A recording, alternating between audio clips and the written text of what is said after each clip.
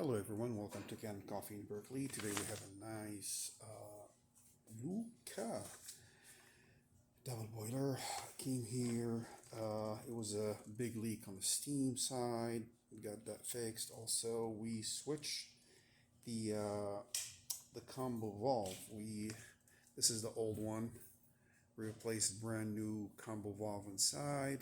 We fixed the steam wand, and the machine is ready to go. Let's pull a shot.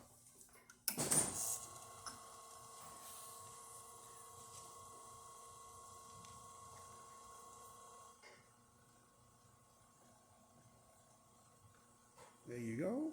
Beautiful espresso. Let's test the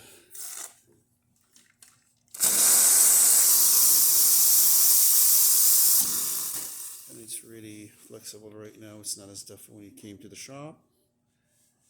Please come and check out our brand new selection of beautiful machine for sale.